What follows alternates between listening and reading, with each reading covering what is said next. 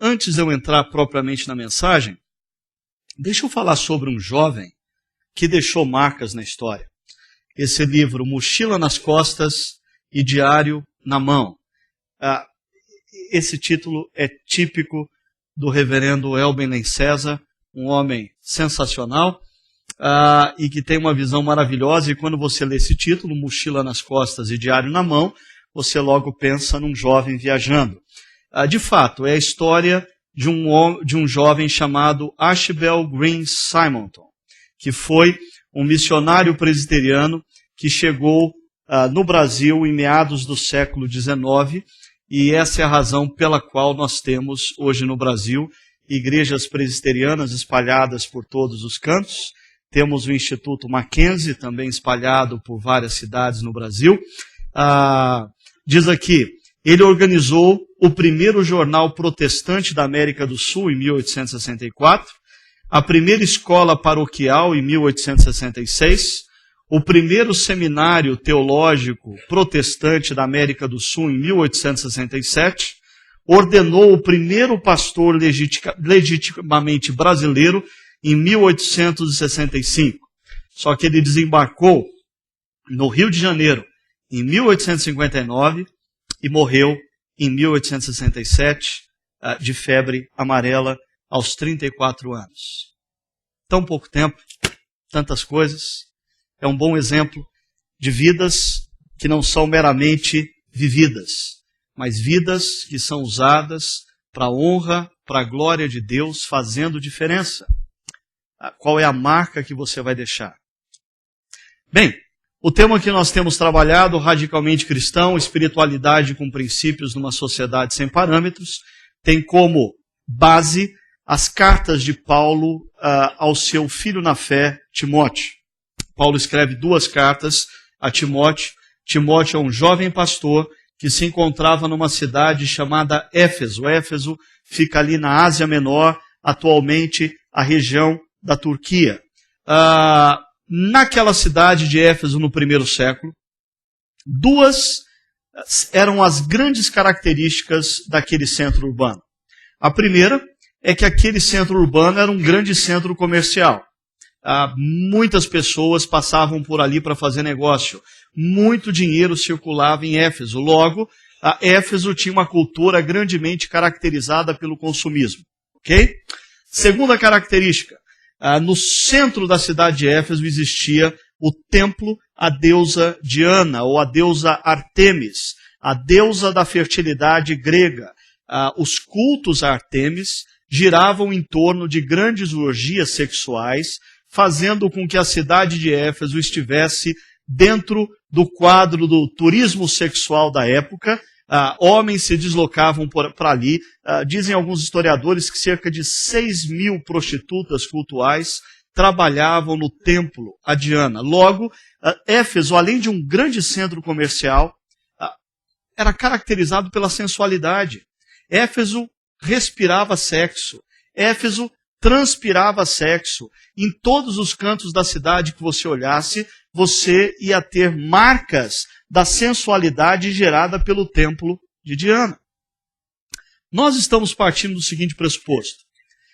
Se Paulo escreveu uma carta a Timóteo, pastor daquela comunidade na cidade de Éfeso, encorajando Timóteo e os cristãos daquela cidade a tomarem posição e fazerem diferença, nós estamos partindo do pressuposto que a espiritualidade cristã é uma grande ferramenta de transformação de culturas.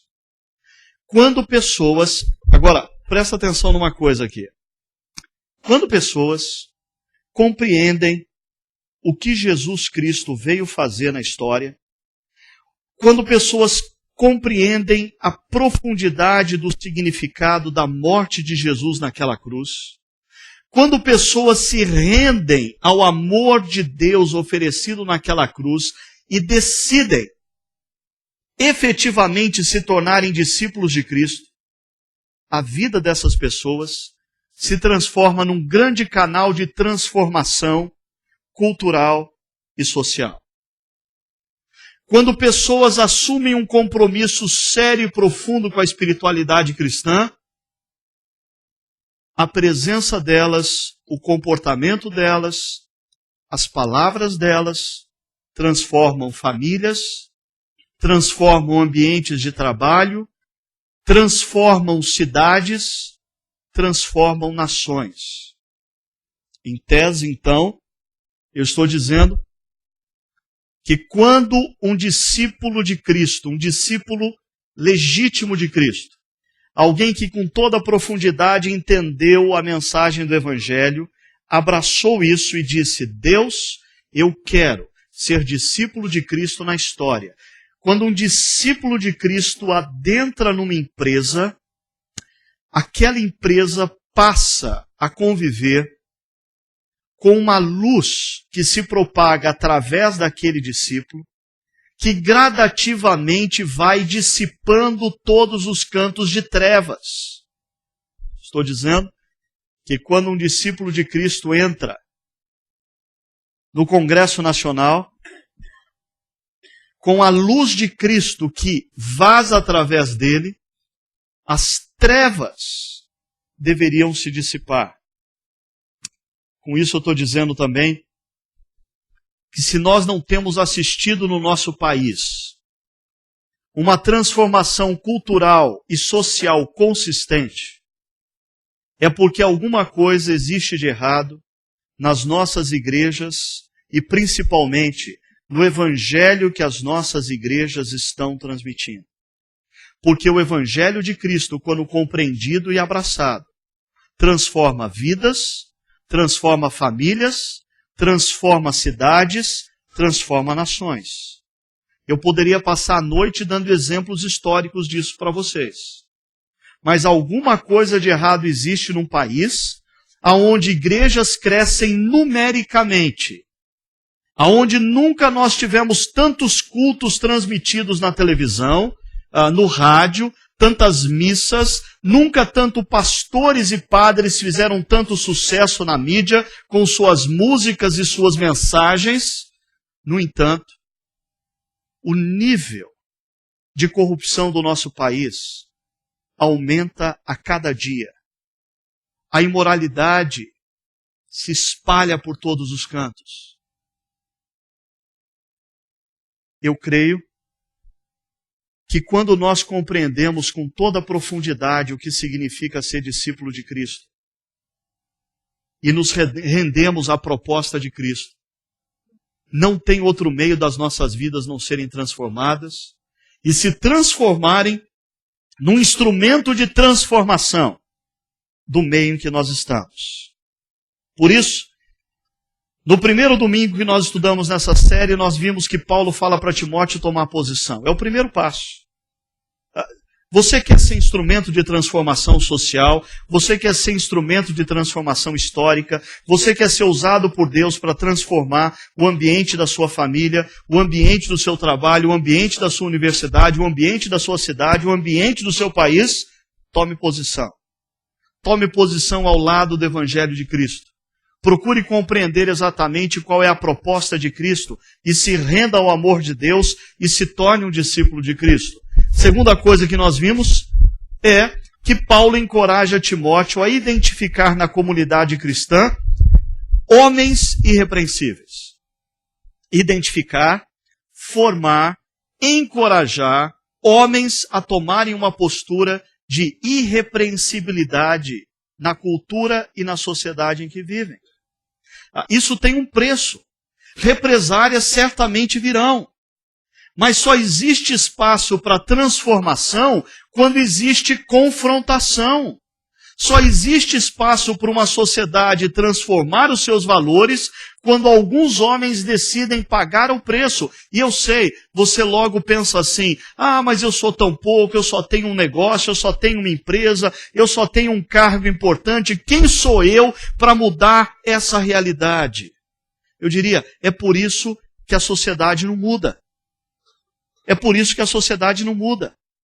Nós precisamos perceber que Deus nos colocou a responsabilidade que nos é cabida. Se você tem apenas uma empresa, se você tem apenas um cargo, se você tem uma esfera de influência, é sobre aquela empresa, sobre aquela esfera de influência que Deus espera que você seja irrepreensível. E assim, as coisas vão se alastrando. E domingo passado eu corri o risco de apanhar aqui, quando eu falei das mulheres modestas, né? Agora, eu queria dizer uma coisa antes da gente continuar, mostrando nesse quadro. A nossa lógica cartesiana, ela nos conduz muitas vezes a raciocínios bem equivocados. Por exemplo, tem gente que pensa assim, então eu entendi. Homens têm que ser irrepreensíveis, mulheres têm que ser modestas, ponto final. Não. O que Paulo faz ao escrever para Timóteo é dar a ênfase necessária tendo em vista os problemas da cidade de Éfeso no primeiro século. Em outras palavras, quando nós falamos que nós esperamos que homens realmente cristãos sejam homens irrepreensíveis, nós não estamos dizendo que eles não devem ser também modestos. Ainda mais homens que vivem numa cultura metrosexual. Uma cultura onde inúmeras reportagens mostram que nos últimos 20 anos uma grande transformação está ocorrendo e que homens estão se tornando mais vaidosos do que as suas próprias mulheres ou esposas. Foi-se o tempo que o homem entrava no carro e começava a buzinar, dizendo, vamos querida.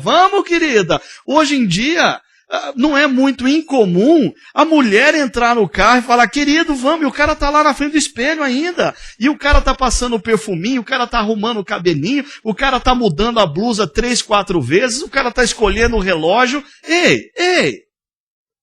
A modéstia não serve só para as mulheres. Modéstia também é um desafio para os homens. Por quê? Porque Jesus era modesto. E ainda, quando nós falamos de mulheres modestas, isso não quer dizer que nós não esperamos que mulheres sejam irrepreensíveis. Ainda mais mulheres que vivem numa cultura na qual, a cada dia, elas estão mais próximas e mais dentro da esfera do poder.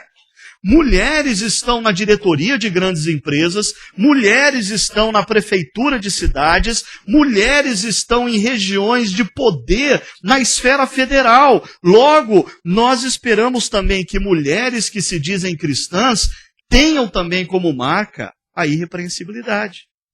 Usando a mesma lógica, nós vamos falar um pouquinho hoje sobre os jovens. Jovens modelos. Não. A Bíblia não incentiva os nossos jovens a irem para as passarelas, ficarem sobre os holofotes e se tornarem modelos. Não é nesse sentido o modelo. É no sentido da referência. Do ser, já a gente vai ver, a palavra usada no texto bíblico é a palavra tipos, que fica mais fácil a gente explicar quando a gente pensa na palavra hoje em dia tipografia. O que é a tipografia? É a reprodução de um texto, de uma grafia. Por quê? Porque você criou tipos. Você criou peças que podem reproduzir um modelo. É nesse sentido que o apóstolo Paulo vai desafiar Timóteo, a desafiar os jovens da comunidade cristã a se tornarem referência, se tornarem modelo, se tornarem tipo para outros jovens. Agora, antes de mais nada, é bom a gente perceber o seguinte. Uma das regras, ou uma das boas regras para a leitura e interpretação da Bíblia é a seguinte. Porque tem gente que lê a Bíblia mais ou menos assim, né? Pega e diz, Senhor, fala comigo nessa noite. Senhor, fala comigo, né? Senhor, Senhor, Senhor. Todo mundo levanta a mão. Senhor, fala. Aí abre a Bíblia, né? E tá de ponta cabeça. Peraí. E o que lê é o que Deus diz. Não, peraí, calma lá. A Bíblia não é uma caixinha de promessas. A Bíblia é um texto escrito para você ler, compreender, interpretar e aplicar. E isso dá trabalho. O primeiro trabalho é você entender o que o texto bíblico significava para os seus primeiros ouvintes. Porque é complicado se você pega um texto bíblico e logo você quer interpretar o que significa o... Não, peraí. Pensa um pouquinho. Esse texto foi escrito para quem? E o nosso texto foi escrito para um jovem pastor. Então, vocês, por favor, me deem o direito de vez em quando hoje falar um pouquinho a jovens pastores. A gente tem sempre jovens pastores no nosso meio e pela internet a gente tem. Eu sei que de segunda-feira alguns deles usam o tempo da segunda para ouvir a mensagem e se reciclar. Então, de vez em quando, eu vou abrir parênteses e falar um pouquinho para jovens pastores. Esse texto é escrito primariamente para jovens pastores. E logo, nós temos a expectativa sim, que pastores sejam líderes espirituais que se apresentem como referencial de vida. Referencial de vida como homens, referencial de vida como pais, referencial de vida como maridos, referencial de vida na sua vida financeira, referencial de vida no seu convívio familiar. Aqueles que lideram comunidades cristãs precisam assumir a responsabilidade, sim, de serem referencial aos demais. Agora, nesse texto existe um grande paradoxo. Porque jovens, na nossa cultura, assim como na cultura do primeiro século, via de regra, não são vistos como ponto de referência para serem seguidos. Normalmente nós vemos jovens como a geração do futuro. Então nós temos aqui alguns jovens e a gente diz, vocês, jovens, vocês são o futuro do nosso país, vocês são o futuro da nossa sociedade, nós nos orgulhamos de vocês porque vocês são o futuro do que o país vai ser. Só que isso é uma grande falácia. O desafio de Paulo não é para que os jovens sejam modelo no futuro. O desafio de Paulo é que os jovens assumam a responsabilidade de serem referência no presente. Porque na nossa sociedade, jovens estão sendo convencidos de que no máximo eles são o futuro. E por isso, a nossa sociedade muitas vezes vai de mal a pior e os jovens assistem o que está acontecendo e pensam inconscientemente, esse negócio não é comigo, isso é com meu pai. Esse negócio de corrupção não é comigo, isso é com a minha mãe. esse negócio de injustiça social não é comigo, isso é com meu avô. Não! Se você olhar, jovem, se você olhar para a história, existem inúmeros casos como esse, de jovens que mudaram o rumo de sociedades, de jovens que fizeram diferença. Sabe por quê? Vou contar um segredo agora para os jovens. Na medida em que as pessoas vivem, muitas dessas pessoas começam a desistir dos seus sonhos. Na medida em que pessoas envelhecem, muitas dessas pessoas vendem os seus ideais para ter segurança e comodidade. E é por isso que o mundo não anda na direção do que é justo, do que é honesto, do que é belo. Por quê? Porque na medida em que pessoas envelhecem, muitas vezes, elas abrem mão dos ideais e elas vendem os seus sonhos em troca da segurança. E o mundo passa por grandes transformações históricas e muitas vezes revoluções, quando jovens olham o mundo e perguntam a si mesmo, por que tem que ser assim? Por que tem que ser assim? Quem disse que tem que ser assim? E nas mais variadas frentes eles assumem posição. Mas existe esse paradoxo. Jovens sendo desafiados a serem modelos, quando em quase todas as culturas jovens são vistos como no máximo a geração do futuro. E por último, esse texto nos apresenta um desafio a todos os cristãos. Já eu vou mostrar para vocês, mas no início eu vou trabalhar um pouco mais com os jovens em 2 pontos E a partir do terceiro ponto eu quero trabalhar com todos nós. Então, nos dois primeiros pontos eu vou pedir para o pessoal que tem mais de 30 sair da sala e eu converso só com eles. E no terceiro ponto eu mando o pessoal que tem mais de 30 voltar para... Eu sei, tem gente que já me olhou feio só porque eu falei dos 30, né? Não, então os dois primeiros pontos fica quem se considera jovem, ok? Quem não se considera jovem, sai. Aí, depois no terceiro ponto eu peço para o pessoal que não se considera jovem entrar, porque daí tem a ver com todo mundo. Tá joia? Agora, um último detalhe a título de introdução desse texto interessante. Esse texto, ele apresenta nada mais, nada menos do que 10 imperativos. Você sabe o que significa? Olha, verso 11, 12, 13, 14, 15, 16. Em 6 versos bíblicos, você ter 10 imperativos, significa que Paulo estava com uma metralhadora na mão quando ele escreveu. O texto é forte. O texto é enfático, o texto transmite urgência, o texto transmite necessidade de ser persuasivo a jovens, a homens e mulheres, para que exista a possibilidade de mudança. Esses 10 imperativos, eles estão agrupados de 2 em 2, o que faz com que nós tenhamos 5 blocos. E eu vou estudar esse texto nesses 5 blocos. Então, agora, eu queria ler o texto com vocês e, em seguida, assim que terminar o texto, aqueles que não se consideram jovens, nos deem licença para os 2 primeiros blocos. A partir do terceiro bloco, você entra na sala e a gente trabalha todo mundo junto, ok? Verso 11. Ordene e ensine essas coisas. Ninguém o despreze pelo fato de você ser jovem, mas seja um exemplo para os fiéis na palavra, no procedimento, no amor, na fé e na pureza. Até a minha chegada, dedique-se à leitura pública da Escritura, à exortação e ao ensino. Não negligencie o dom que lhe foi dado por mensagem profética, com imposição de mãos dos presbíteros. Verso 15. Seja diligente nessas coisas. Dedique-se inteiramente a elas, para que todos vejam o seu progresso. Atente bem para a sua própria vida e para a doutrina, perseverando nesses deveres, pois, agindo assim, você salvará tanto a si mesmo quanto aos que o ouvem.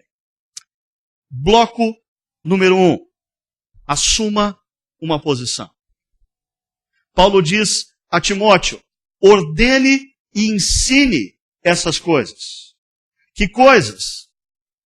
O conjunto de pensamentos cristãos que Paulo está escrevendo para Timóteo, o conjunto de princípios e valores que Paulo está transmitindo a Timóteo, mas princípios e valores que não foram dados por Paulo, princípios e valores que fazem parte do manual do construtor, que foram dados por Deus. E quando Timóteo passasse a ordenar e ensinar esses princípios, ele estaria na contramão da cultura.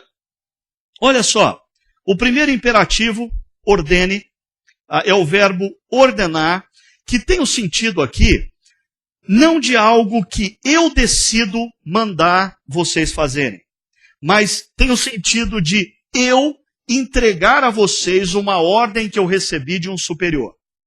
É um termo militar. Eu não estou entregando para você uma ordem que eu quero que vocês cumpram, mas eu estou transmitindo a vocês uma ordem que eu recebi de um superior. Esse é o sentido. O segundo imperativo, ensine, junto com o ordenar, dá ideia. O ordenar é a entrega da ordem. O ensinar é a repetição constante das implicações da ordem. É tornar a cada dia mais compreensível a importância da vivência desses princípios e valores que Deus deseja que eu e vocês vivamos na sociedade presente. Ordene e ensine estas coisas. O conjunto de pensamentos da carta, o conjunto de princípios e valores do reino de Deus que Paulo transmite a Timóteo, e ele pede para que Timóteo ordene a comunidade cristã a viver e ensine a comunidade cristã a viver. Agora, quando Timóteo assumisse essa função, ele logicamente estaria tomando posição. Ele estaria tomando posição pró princípios e valores do reino de Deus. E aí vem o segundo bloco. Seja referência. Porque quando Timóteo tomasse posição, o refluxo viria. Quando Timóteo começasse a ordenar e a ensinar os princípios e os valores de Deus, aquela sociedade do primeiro século, o que ele teria na contramão seria a resistência. Homens que trabalhavam, por exemplo, no comércio envolvendo o templo da deusa Diana, começaria a ficar revoltado com Timóteo, gente que participava do esquema de corrupção da cidade, gente que trabalhava na imoralidade em torno do templo da cidade, começaria a questionar a legitimidade de Timóteo ensinar aquelas coisas e convencer as pessoas a viverem num outro padrão de vida. Você já parou para pensar o risco que existe quando nós anunciamos os princípios cristãos numa cidade, e se de fato as pessoas das mais variadas camadas da população da cidade decidem viver os princípios, os valores cristãos? Existem sistemas da cidade que vão começar a perder muito dinheiro. Nem todos vão ficar felizes com a transformação ocorrida. E a resistência vai vir, ou não? Eu me lembro quando Robert Lincoln, um missiólogo urbano, que trabalhou muitos anos na cidade de Detroit, ele conta que ele trabalhou com jovens delinquentes na cidade de Detroit, e ele recuperava jovens das drogas, da marginalidade. E ele estudava a Bíblia com aqueles jovens. E chegou uma época, depois de 3 anos, ele pediu um período de férias. E ele reuniu aqueles jovens, e ele fez um último encontro com eles, e disse: olha, eu queria que vocês se cuidassem direitinho. Nesse período que eu vou estar fora, 30 dias, muita coisa pode acontecer. Vocês vão ser tentados a muitas coisas, vocês vão receber propostas, e eu queria que vocês se mantivessem firmes na proposta de seguir a Jesus, como eu ensinei para vocês. E aí, o Robert Lincoln conta que quando ele voltou, ele reuniu o grupo depois de 30 dias e ele percebeu a falta de uma moça de 14 anos de idade, chamada Frances. E ele, quando perguntou para o grupo, onde está a Frances, ele percebeu um certo desconforto. E alguém aí tomou coragem e disse: olha, a Frances, ela entrou para a prostituição. E ele ficou muito revoltado. E ele foi até a casa da Frances. E ele bateu na porta e mandou chamar a Frances. E aí, quando ela veio, ele disse: Frances, por que você fez isso? Eu estou estudando a Bíblia há 3 anos com você. Eu estou investindo na sua vida há 3 anos. E agora, 30 dias que eu passo fora da cidade, você se entrega à prostituição? Ela disse: Robert, o que você achava que eu devia fazer? Um dia eu estava aqui em casa, e 2 caras vieram aqui e disseram assim: oi, Frances, quantos anos você já está? Está na hora de você começar a trabalhar. Eu disse: eu não vou trabalhar para vocês. Eles disseram: tudo bem, nós sabemos onde o seu pai trabalha, nós sabemos o horário que ele sai. E naquele dia o meu pai não voltou para casa. E depois de 2 horas do horário dele, nós saímos à rua e encontramos ele jogado numa sarjeta, todo arrebentado, e ele ainda se encontra na cama. E na noite seguinte, aqueles homens voltaram e disseram: então, Frances, você vai trabalhar para a gente? Ela disse: não vou. Então eles disseram: nós sabemos onde o seu irmão trabalha, e o horário que ele sai. E ela, contando para o Robert Lincoln, disse: e aí, naquele dia aconteceu a mesma coisa com meu irmão. E no 3º dia, aqueles homens voltaram e disseram: bom, Frances, hoje nós estamos insaciáveis. Nós gostaríamos muito de encontrar uma senhora mais ou menos na idade da sua mãe. Ou você vai trabalhar para a gente? E ela, olhando então para o Robert Lincoln, disse: o que você acha que eu devia fazer? E ele, ainda irado, disse: Mas por que você não procurou alguém do sistema policial da cidade? Ela olhou para ele e disse: de quem você pensa que eu estou falando? Os sistemas numa cidade e numa sociedade são muito mais complexos do que a gente possa imaginar. A gente vem domingo após domingo aqui falar de espiritualidade cristã e pensar em espiritualidade cristã de uma forma que nos gere bem-estar.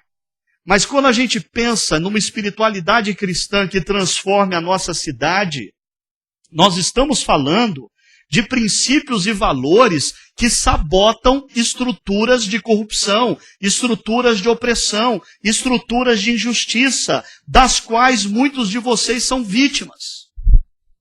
Por isso, assim como Timóteo, quando nós ensinamos princípios e valores cristãos, a resistência vem. No caso aqui de Timóteo, Paulo diz: ninguém despreze você pelo fato de você ser jovem. Esse é o primeiro imperativo. Por quê? Porque naquele momento histórico existia uma grande discussão entre os rabis. Os rabis eram os mestres da sinagoga. E alguns rabis diziam o seguinte: um jovem pode ensinar a partir dos 30 anos, porque um jovem a partir dos 30 anos na sociedade judaica pode assumir responsabilidades. Mas alguns outros rabis diziam assim: não, um jovem pode assumir responsabilidade a partir dos 30. No entanto, um homem só ganha discernimento depois dos 40. Então, quando você tinha um jovem entre 30 e 40 anos ensinando numa comunidade cristã, numa sinagoga, existia uma grande discussão. Quão legítimo é esse ensinamento? Quem deu o direito a esse moço de falar essas coisas? Quem esse moço pensa que é? E o apóstolo Paulo, com o segundo imperativo, vai dizer para Timóteo não responder a esse tipo de indagação com palavras, nem com atitudes, mas responder esse tipo de indagação sendo um exemplo. A palavra aí é a palavra tipos, sendo modelo, sendo uma referência.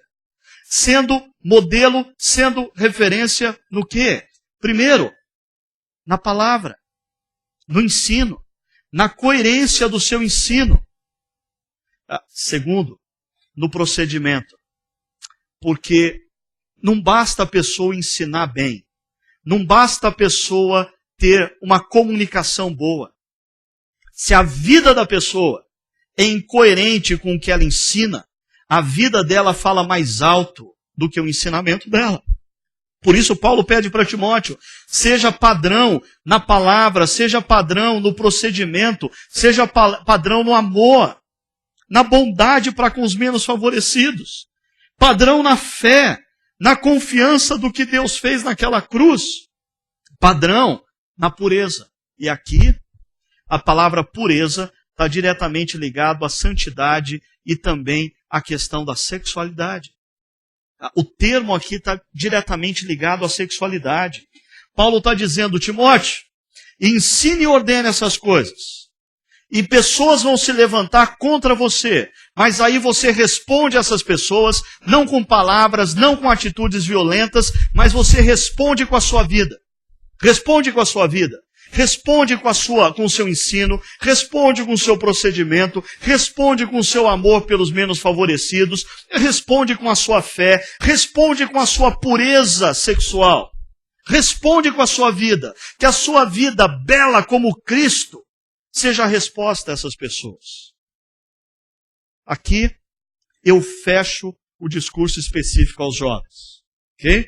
O desafio de Paulo aos jovens é: tomem posição. E mais, não deixem que ninguém despreze a sua juventude, nem você mesmo, ok? Nem você mesmo.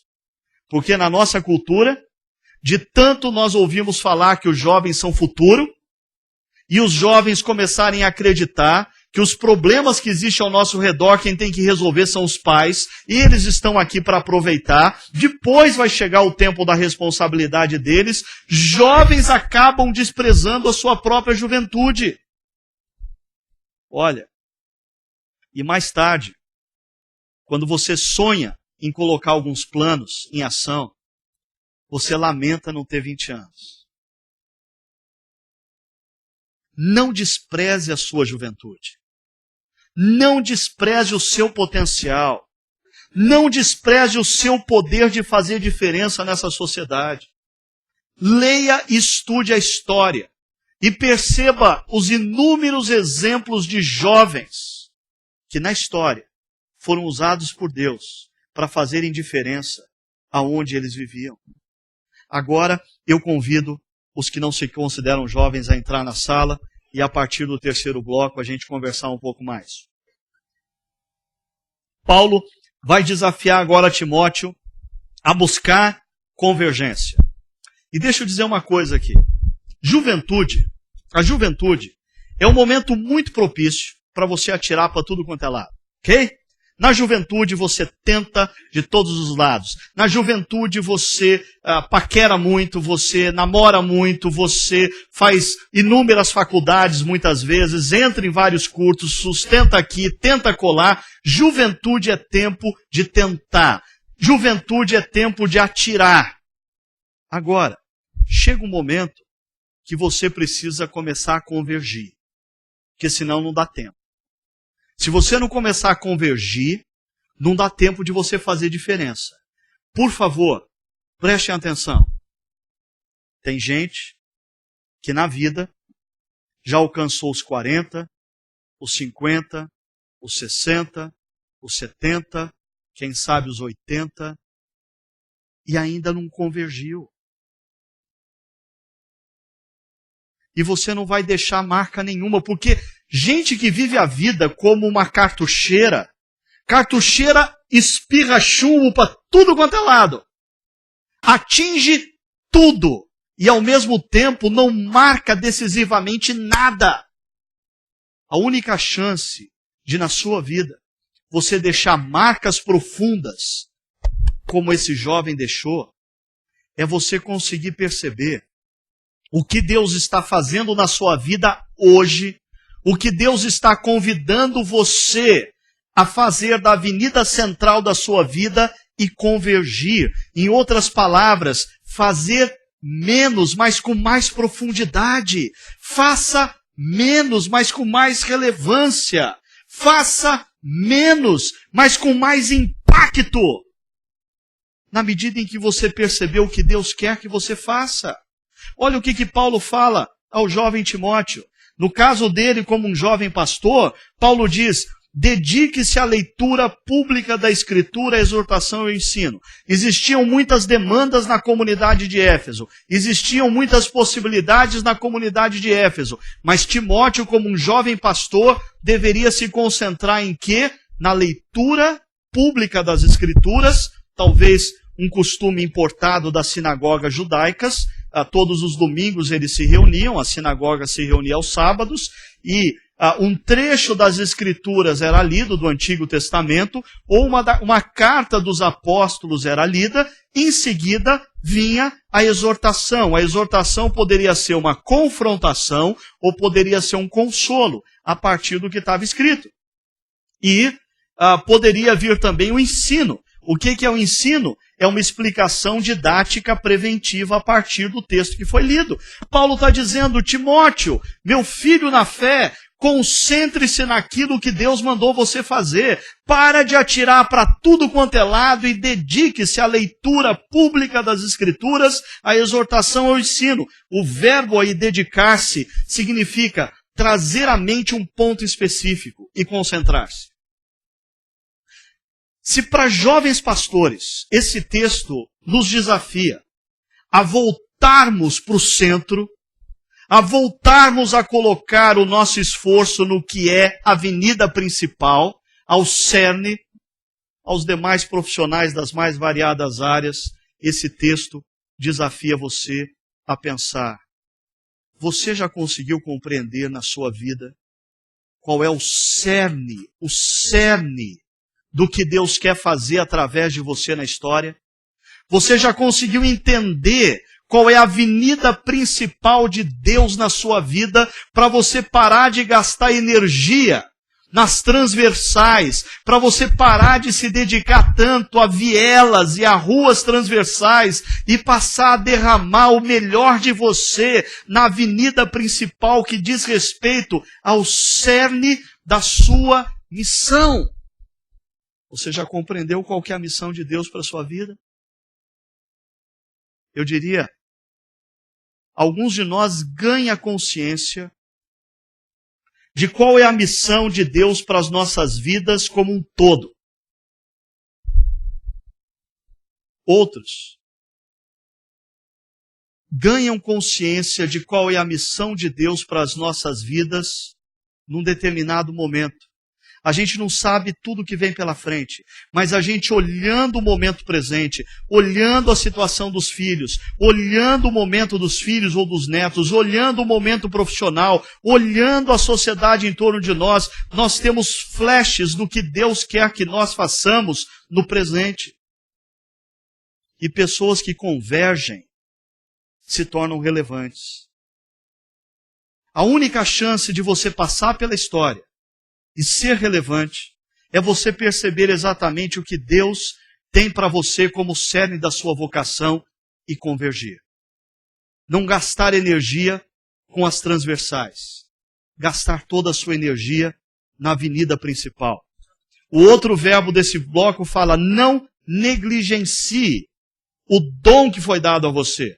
Por quê? Porque Deus nos dá dons. Mas tem gente que negligencia.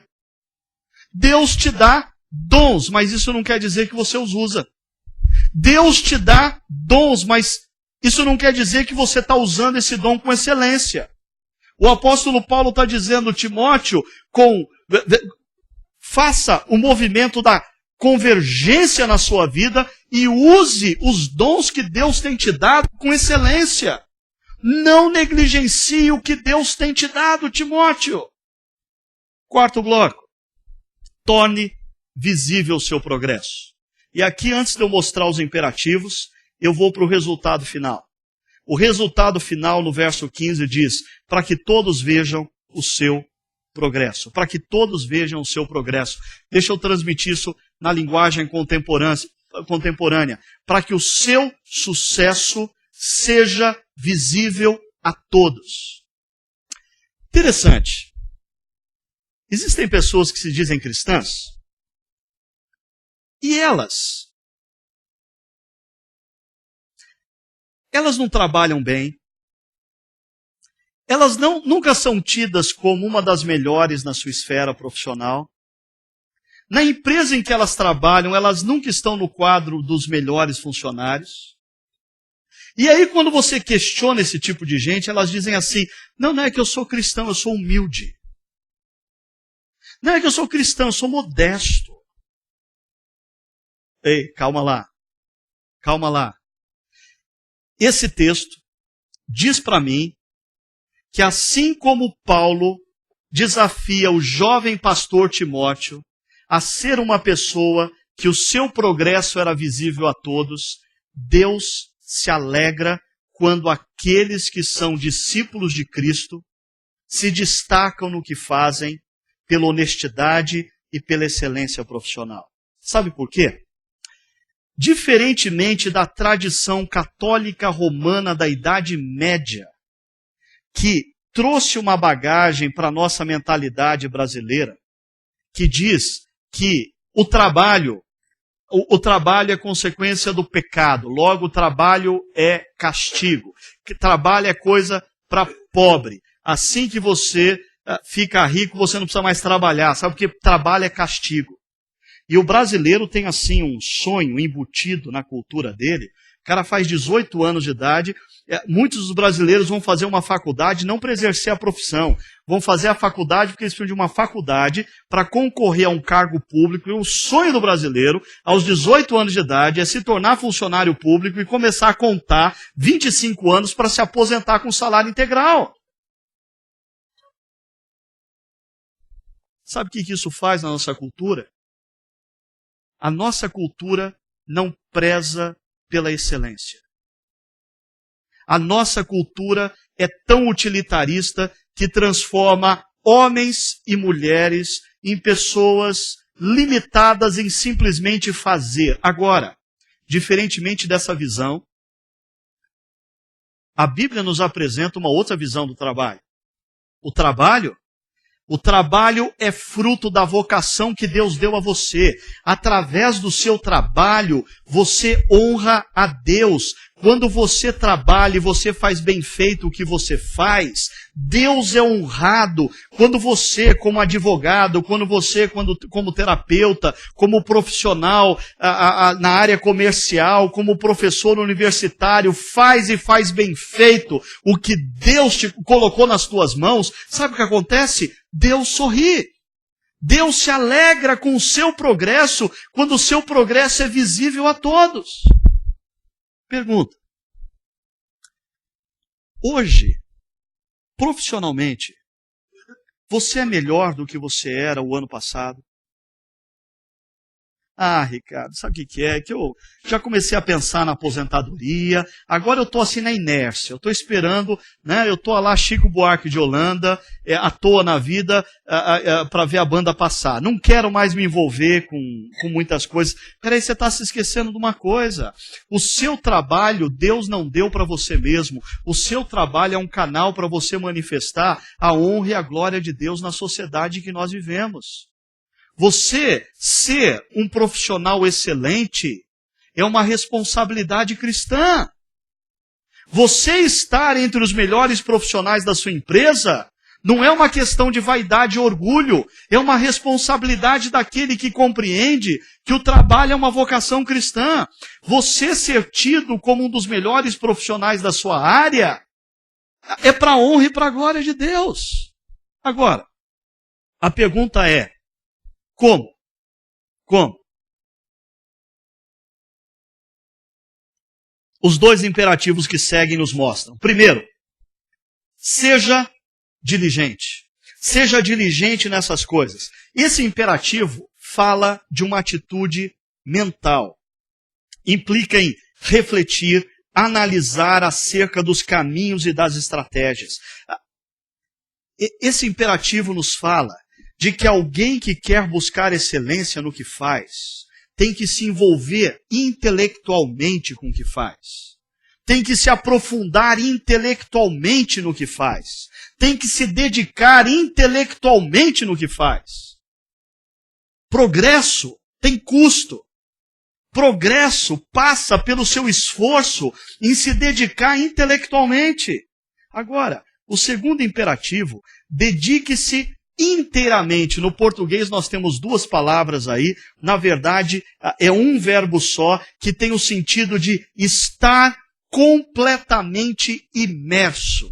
E tem uma conotação de envolvimento emocional. Olha que coisa interessante. Pessoas que querem ter o seu progresso visível a todos os homens, são pessoas que se envolvem intelectualmente com o que fazem e se envolvem emocionalmente com o que fazem. Interessante. Eu ouvi essa semana alguém dizendo que uma das razões do estresse é decorrente de pessoas fazerem algo e terem tarefas com as quais elas não estão envolvidas nem intelectualmente, nem muito menos emocionalmente. Elas fazem porque elas têm que fazer, mas elas não estão envolvidas intelectualmente, não estão apaixonadas pelo que fazem. Consequência, estresse. Duas possibilidades, se é o seu caso. A primeira é dar um tranco e se envolve intelectualmente. Abre mão e se envolve emocionalmente. Porque é aquilo, talvez, às vezes a questão não é, mas não é o que eu quero fazer, mas às vezes é o que Deus colocou diante de você para fazer. Às vezes é o que você tem oportunidade de fazer nesse momento. Talvez seja, na linguagem bíblica, aquilo que Deus colocou diante de você e te representa pouco, mas aquele que é fiel no pouco, Deus colocará sobre o muito. É hora de você demonstrar excelência, se envolvendo intelectualmente, se envolvendo emocionalmente com aquilo que Deus te deu. É catar espiga. Se é a única coisa que eu posso fazer, Eu vou fazer e vou fazer bem feito. Agora, tem uma outra opção. Para aqueles que podem. Muda de emprego. Muda de ramo. Sai fora do que você está fazendo. E passa a fazer aquilo que te estimula a se envolver intelectualmente e emocionalmente. Agora, eu não podia deixar de dizer o seguinte aqui. Eu diria que, falando agora aos jovens pastores, eu diria que muitas vezes as nossas igrejas estão como estão, à deriva, sem referência, sem relevância na sociedade, porque muitos jovens pastores, eles estão tão preocupados em se garantir no futuro, que eles estão gastando o melhor da sua intelectualidade, fazendo outras coisas. E eles estão envolvidos emocionalmente, não com as suas igrejas, mas com a necessidade de se garantir no futuro. Logo, o trabalho que eles executam não transmite paixão. E eu não preciso esconder de ninguém, e eu não preciso ficar falando, porque as pessoas que têm estado aqui na chácara sabem que eu sou apaixonado por esse negócio aqui. Eu sou apaixonado por esse negócio de ensinar a palavra no contexto contemporâneo. Eu posso passar horas estudando, eu posso pregar 4, 5, 6, 10 vezes por semana. Eu chego no final do domingo arrebentado fisicamente, mas emocionalmente satisfeito. Por quê? Porque eu estou envolvido intelectualmente, eu estou envolvido emocionalmente com o que eu faço. E é isso que Paulo pede a jovens pastores. E como consequência, é isso que Deus espera de profissionais cristãos, a fim de que o seu progresso seja manifesto a todos. Por último, quinto bloco. Antes, preciso alertar uma coisa. O bloco anterior, o quarto bloco, para mim, explica a razão pela qual muitas pessoas nunca alcançam qualquer progresso visível nas suas vidas. Porque elas não se entregam intelectualmente, não se envolvem emocionalmente com o que fazem. Se você quer ter progresso visível, você tem que se envolver intelectualmente e emocionalmente com o que você faz. Agora, o quinto bloco me mostra por que pessoas que muitas vezes alcançam esse progresso terminam em ruína. Por que pessoas que se dedicam integralmente, através da sua intelectualidade, da sua paixão, ascendem profissionalmente, alcançam posições de projeção, são influentes, mas terminam a vida em ruína? Sabe por quê? Olha os dois imperativos que Paulo vai colocar. Ele diz, atente bem. O termo é, cuide-se. Cuide-se. Atente bem para a sua própria vida. Interessante. Existe um perigo. Você começa a se dedicar intelectualmente e se envolver emocionalmente com o que você faz, num primeiro momento para que o seu progresso seja manifesto e Deus seja honrado. Mas gradativamente isso começa a se tornar um vício na sua vida e você não é mais você que controla o processo, mas o processo que controla você, e esse processo começa a sugar a sua energia física e você não tem mais tempo para descansar, esse processo começa a sugar suas energias emocionais, você não tem mais tempo de se reciclar, esse processo começa a sugar as suas energias na espiritualidade e você começa a abrir mão de princípios. E a ruína vem. Por isso, o quinto bloco é um contraponto ao quarto bloco. Envolva-se intelectualmente, envolva-se emocionalmente no que Deus mandou você fazer, para que o seu progresso seja manifesto a todos. No entanto, cuidado de você mesmo. Cuidado para você não ser um daqueles que Jesus disse que querendo ganhar o mundo inteiro, perde a própria vida. Ou querendo conquistar o mundo inteiro, perde a própria alma. Atente bem para a vida e para a doutrina.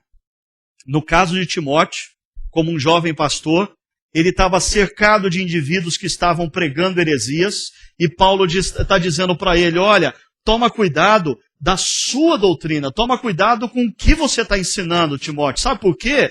Esses caras estão em todas as partes. Aí você começa a escutar um aqui, escutar um outro ali, lê um livrinho de um, assiste o programa de outro, vai num seminário de outro, assiste uma palestra de outro, e gradativamente a sua doutrina vai sendo contaminada por esse evangelho que é outro evangelho.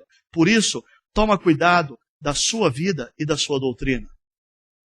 Para todos nós aqui, profissionais em outras áreas, esse texto poderia ser lido da seguinte maneira: toma cuidado da sua vida física, da sua vida emocional, da sua vida familiar, toma cuidado da sua espiritualidade, toma cuidado da sua vida financeira. Mas olha, não esqueça também de uma coisa, não esqueça da teologia que norteia a sua espiritualidade. Toma cuidado com o que você escuta. Toma cuidado com o que você lê. Escolha muito bem a quem você vai seguir. Escolha com muito critério, olhando na Bíblia, aqueles que vão orientar sua mente e o seu coração quando o assunto for espiritualidade. Por quê? Diz o texto, atente bem, perseverando. Na verdade, esses dois verbos estão em paralelos e são dois imperativos. Aqui parece, no português, da ideia de gerúndio, mas o verbo perseverando, ele está no imperativo. Poderia ser, atente bem, persevere. Olha que interessante. O que isso quer dizer? Primeiro, ninguém aqui pode dizer assim, Ricardo, diante da sua pregação, eu decidi abrir mão de algumas responsabilidades e aquele trabalho que eu tinha que entregar amanhã para o meu chefe, eu vou ligar para ele dizendo estou fora. Aquele trabalho da universidade, de terça-feira, eu vou ligar para o meu professor e dizer assim, não vai dar. Sabe por quê? O pastor disse que eu tenho que cuidar de mim mesmo. Esse texto está dizendo, cuide de você mesmo, mas em nome de cuidar de você, não deixe de fazer o que você tem que fazer. O contrário também é verdadeiro. Tem gente que diz assim, Ricardo, esse discurso do cuide de si mesmo é bonito, é legal, mas não dá, cara, eu estou com muita coisa, eu estou no meio de um projeto. Eu brinco às vezes entre alguns amigos, né, que o discurso assim universal entre as pessoas é sempre isso. Não, é que agora eu estou em meio a um projeto que não dá. Terminando esse, aí eu vou resolver a parada, né? Final de ano, então, é clássico, né? Até eu entro nessa. Final de ano, eu faço aqueles votos, eu não vou mais assumir tanta palestra, eu não vou mais fazer isso, eu não vou fazer mais aquilo. Aí chega no meio do ano, a gente está esgotado, embolado, enrolado. Por quê? Porque em nome do cumprir os nossos deveres, nós não podemos abrir mão do cuidado de si mesmo. Em outras palavras, esse texto se resume em equilíbrio. Equilíbrio entre cuidar de você mesmo e cumprir as suas obrigações. Quando você está em desequilíbrio, você está caminhando para o rumo errado. E você está colocando em risco a sua vida e a vida de todos aqueles que te seguem. Sejam seus funcionários, sejam seus alunos, sejam as suas ovelhas, no caso de pastores. O texto termina dizendo, você assim salvará tanto a si mesmo quanto aos que o ouvem. Interessante que esse último verso me faz lembrar o último verso das mulheres do domingo passado, que falava que as mulheres, através da missão de mãe, iriam salvar suas próprias vidas, e parecia suave, estranho aquele negócio lá, e a gente explicou o termo ali, salvar, não tem relação acerca da salvação que nos é oferecida na cruz de Cristo, ok? O termo ali, salvação, tem muito mais o sentido de resgate da imagem histórica. Como a mulher resgata a sua imagem na história, está lá.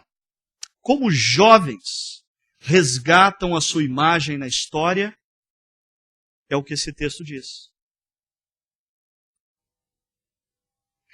E fazendo assim, jovens resgatam a sua imagem na história e a daqueles que o seguem, daqueles que o escutam.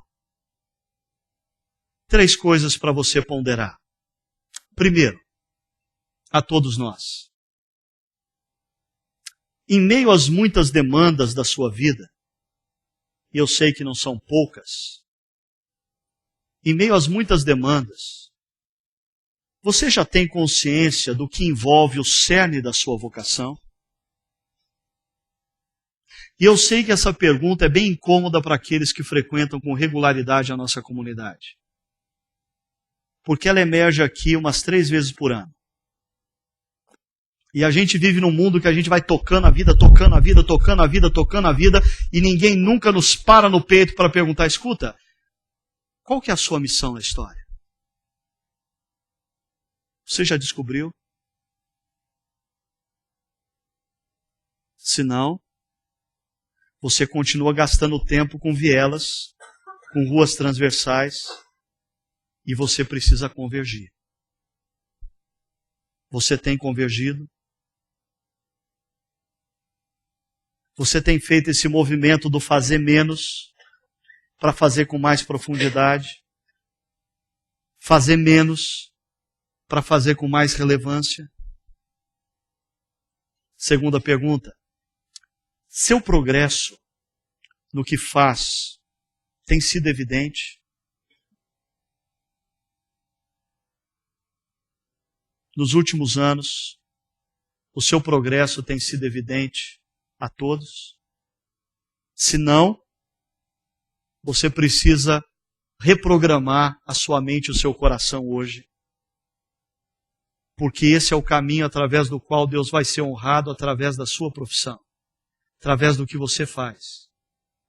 Você tem estado envolvido intelectual e emocionalmente com o que faz? Se não, como eu disse, você tem 2 opções. Ou pega no tranco e se envolve, ou toma uma decisão, muda de área. Porque o que você não pode fazer é continuar diante de tarefas com as quais você não está envolvido intelectualmente nem emocionalmente. E por último, você tem cuidado de sua própria vida e da doutrina, da teologia espiritual que norteia a sua fé? Sabe por quê? Muitos até alcançam o progresso, mas infelizmente terminam em ruína. Porque eles se deixaram encantar tanto com o progresso que não cuidaram da própria vida e da própria alma.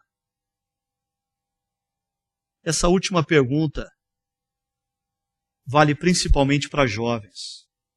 Quando a gente fala de cuidar da própria vida e zelar da própria espiritualidade, a pergunta é: você tem se preparado para uma corrida de 100 metros rasos ou para uma maratona? Porque o preparo é diferente. E a nossa cultura tenta convencer vocês, jovens, que a vida é uma corrida de 100 metros. Que aos 30 anos você já tem que ter o dinheiro suficiente, aos 30 anos você tem que ter o seu apartamento, aos 30 anos você tem que ter o seu carro, aos 30 anos você tem que ter viajado para a Europa não sei quantas vezes, aos 30 anos. Só que um detalhe, a vida não é uma corrida de 100 metros rasos. A vida é uma maratona. E muitos jovens estão alcançando às vezes o sucesso cedo demais, mas sem estrutura, porque não estão cuidando da própria vida, nem da teologia que norteia a sua vida, e por isso o fim deles é a ruína. Que tal você aceitar o desafio de fazer da sua vida, jovem, uma maratona? Uma maratona na qual, quando você correr e bem, você tem a certeza de que Deus está sorrindo.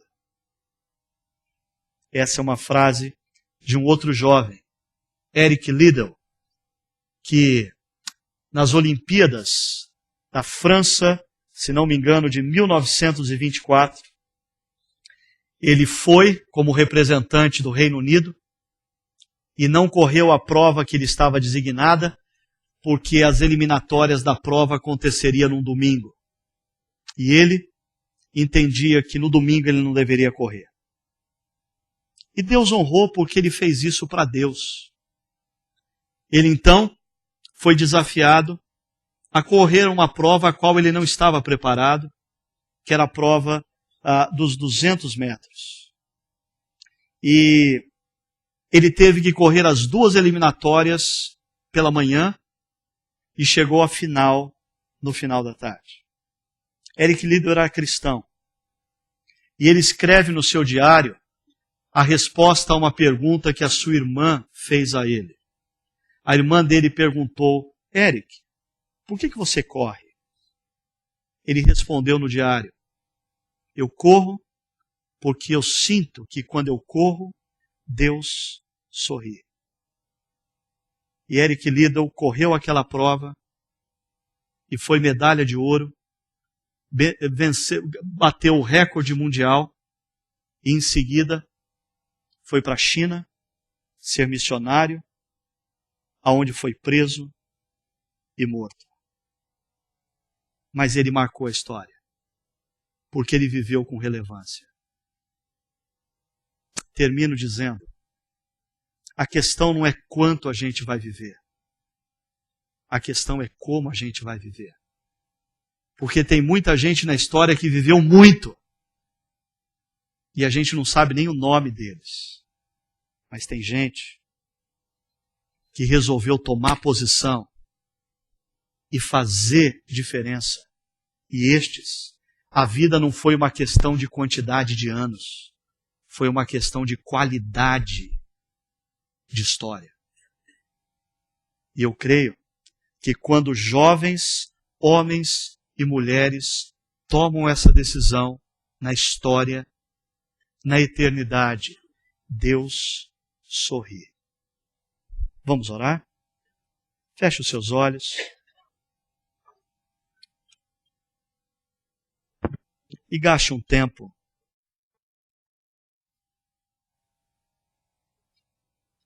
refletindo sobre tudo que foi dito. Eu sei que são muitas ideias, muitas palavras, mas eu queria convidar você agora para um momento em que você pergunte para Deus de tudo quanto você ouviu nessa noite.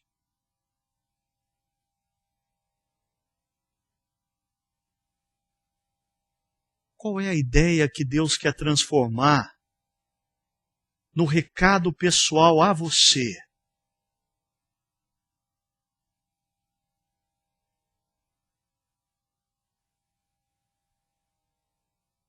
De tudo quanto foi falado. O que tem a ver com você.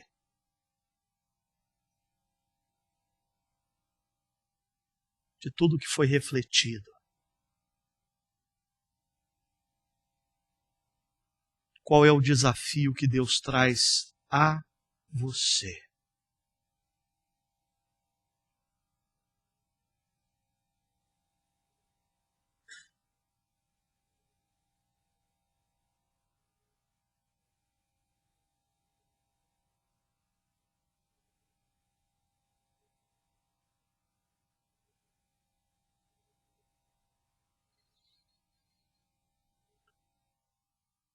Senhor,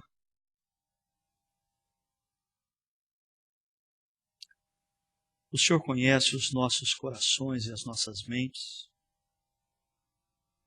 O Senhor sabe exatamente como chegamos aqui nesta noite. O Senhor sabe como andam as nossas vidas em meio a tantas demandas, a tantas pressões. E nós queremos nessa noite rogar que o Senhor nos confidencie a Tua vontade para as nossas histórias, para o nosso momento de vida. Nós te rogamos ilumina as nossas mentes e corações, para que venhamos a perceber qual é o cerne da tua missão para cada um de nós nesse momento da história. Dá-nos, ó Pai, a ousadia para convergirmos. Dá-nos, Senhor, a determinação para nos envolvermos intelectualmente e emocionalmente com essa missão. Dá-nos, Senhor, a sabedoria para cuidarmos das nossas próprias vidas, zelarmos pela nossa saúde física, emocional e espiritual, sem abrir mão das nossas responsabilidades, mas sendo responsável para com a nossa própria vida também. Dá-nos essa sabedoria, Pai. Dá-nos essa ousadia.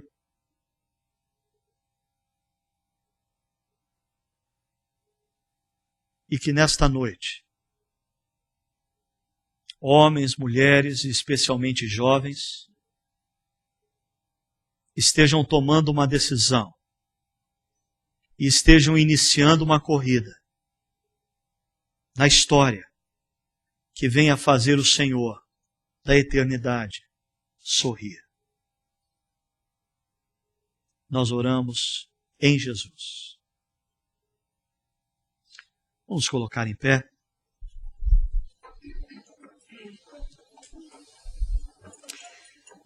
E que a graça do nosso Salvador e Senhor Jesus Cristo, o amor de Deus, o nosso eterno Pai, a consolação e o poder do Santo Espírito de Deus, repouse sobre cada um de nós, nesta noite, ao longo dessa semana e para todos sempre. Amém.